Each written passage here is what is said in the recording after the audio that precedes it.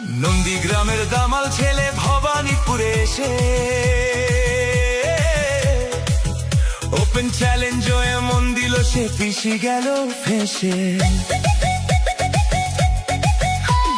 নন্দীগ্রামের দামাল ছেলে ভবানীপুরে এসে ওপেন চ্যালেঞ্জ এমন দিল পিছি গেল ফেসে। ফাইল চোর মমতাটা ফাইল চোর, চুরি